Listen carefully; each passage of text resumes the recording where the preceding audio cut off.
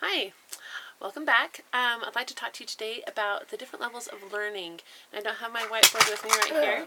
I'm upstairs doing quiet time with my kids, but that's what my life has to offer right now. So hopefully I can help to increase your understanding of these different levels of learning, both within the core class itself and in the Journeyman and Master class, how you can make it a more effective learning experience, but also across just looking at what Apprentice, Journeyman, and Master classes stand for.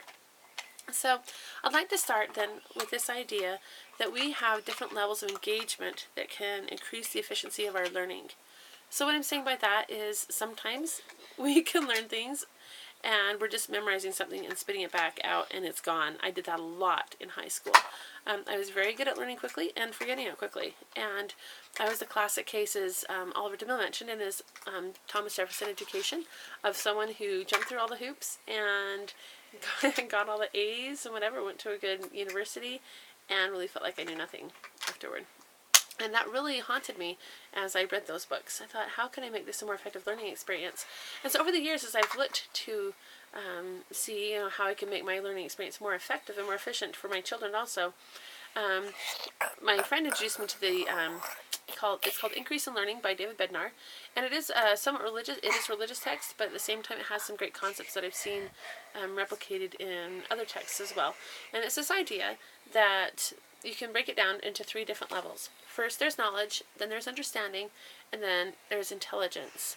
So first, knowledge would be described as your initial experience with something. You gain knowledge, facts about something, specific information, and you can memorize those facts. Understanding happens as you take those facts and make connections between them. You build on the initial knowledge you have, and you start creating understanding. Like, how does that work? You start thinking about it, and you put it more in your head as far as creating those connections and context for the information you have.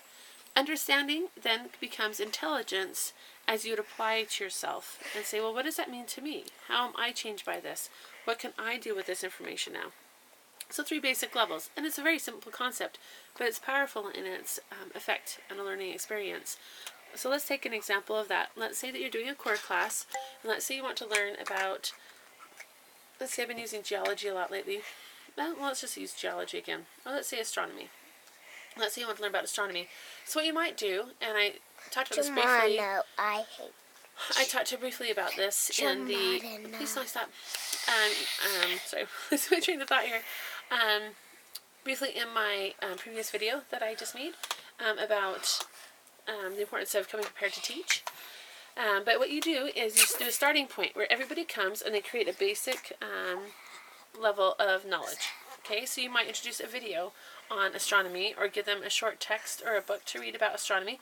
Give them maybe a history of it, or what even astronomy is. You might have them do a definition about astronomy. You can also have them look at scriptures about astronomy. You give them a specific one or a quote, and they gain a basic knowledge of this subject. And then what you do is you take it and then you study it more. And that's what we call bunny trails, and that's the idea of the understanding. You want to create understanding. So how does this connect? What do I think about this? And what is, how can I learn more about this? And so they do bunny trails. They might, do an experiment across the course of a week where they try to identify different constellations. They might find out the history of it more in depth. So they just kind of pursue their own area of interest, which is really awesome if you love agency, and I love agency education as much as possible. Well, education, how to create an environment that allows for agency of exploration of what subject they want to learn about, but still creating a common foundation. Because it's hard if you just all come together with totally random subjects and you have no context for what they're learning. It makes it a little bit difficult. But you try that too. But this is the way we've found, and we've tried to do it. So anyway, so they start with their common knowledge, and then they go to understanding. You might challenge them to go look for stars in the scriptures, or references to the heavens in the scriptures, and make connections there. That's a way to create understanding. And then the final thing, then for that class, would be how to create intelligence. And you want to create intelligence by having them apply the understanding to themselves and changing themselves somehow by it. And that's as it applies to their heart. It changes who they are. And it changes how they look at the world around them. So an intelligence project might be, so now that I've made these connections with the stars, So how am I, maybe I'm like a star. I am like one of these stars, and how can I increase my light? Or what constellation am I a part of? And they might just do it, and it's more of a reflective and internal one. It could also be a project that's like a month-long project. Maybe astronomy is being studied in the context of someone's individual worth, that we all have worth. You can study that the month of happiness. And so maybe they're doing a month-long project, and so astronomy is just another set of learning that they're going to do, another subject they're going to study in order to help deepen their understanding of their individual worth. So maybe they could work on an ongoing project throughout the month that's creating intelligence, and just use that week of astronomy to find some way to improve their project or to apply it to their project. So that's how you can use it within the one class, a core class. You can also do this through not assignments necessarily, but you can do it through activities. For instance, you might have them read something, at home, and you might have them do their bunny trails at home. Like, okay, go find what you can learn. And then you might have them come back into a simulation in class where they apply it to themselves and they create intelligence.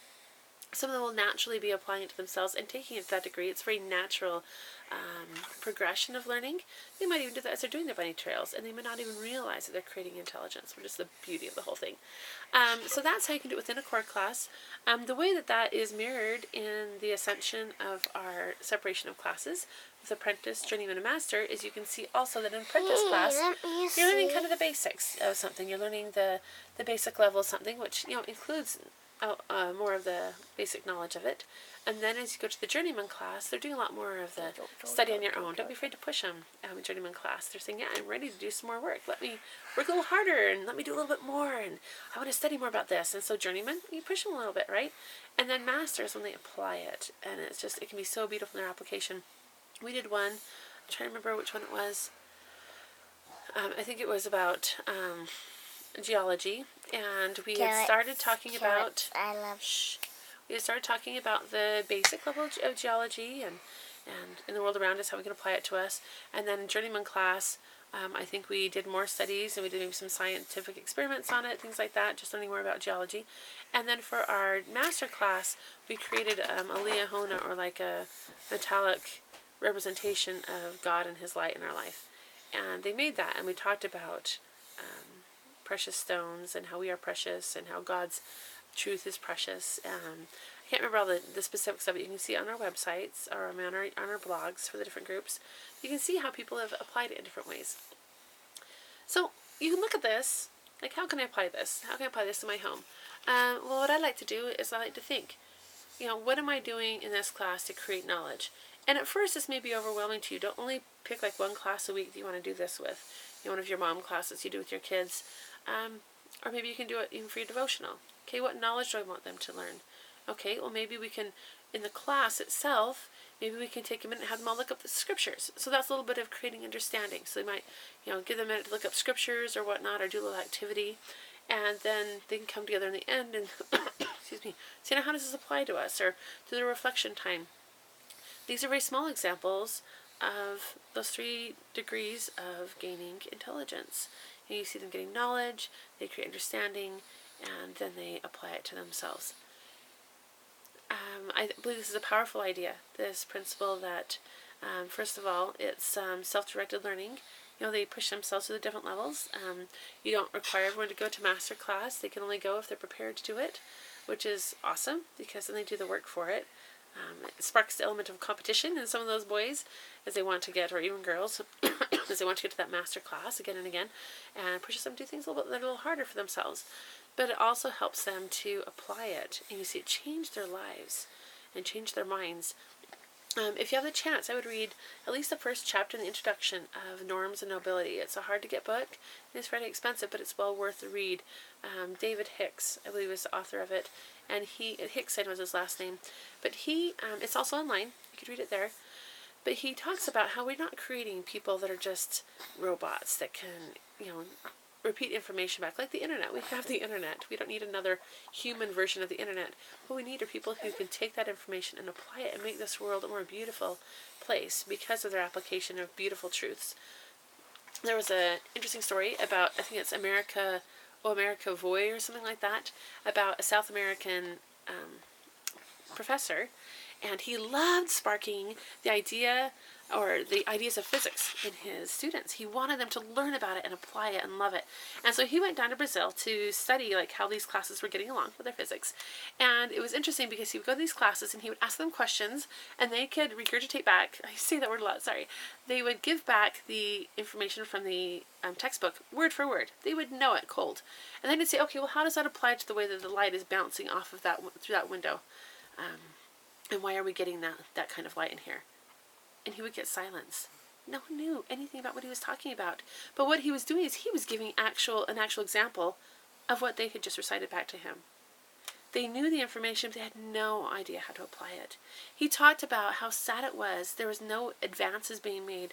There was no improvement being made in the field of physics because they weren't taking that information and building something with it.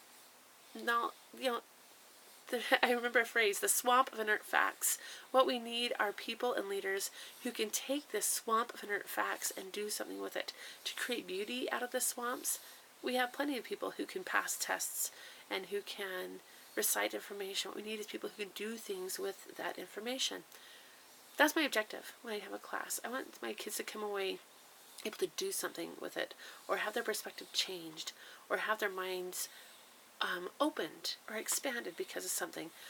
I never want them to just repeat something back unless it's something fun or unless it's something that's simple like mathematics or mathematics. I mean like addition facts. Mathematics is beautiful, but about arithmetic or the 50 states. Those are some simple math recitation things, and that's a little bit different. That's more of your crust skills.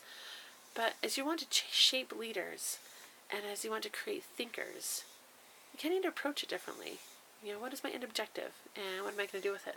So I hope I've given you some food for thought with this. I think it's fun to apply and to think about different ways that I can expand their intelligence. I think about it for myself, for my own education. It really is, it's an amazing thing. And the beautiful thing is you don't get overwhelmed by all your learning. You kind of learn how much you don't know more and more and more. But you find these connections between the different fields and applications, if your mind is open to that are mind-boggling. And they change you. And hopefully by you being changed, you're able to make the world just a little better place. So anyway, love any feedback you might have, questions, comments. I'd love to improve these and make these bookable to anyone. But if nothing else, Renee and Tiffany and whoever else is out there listening, love you guys, and you're doing awesome. So take care, and I'll talk to you later. Bye.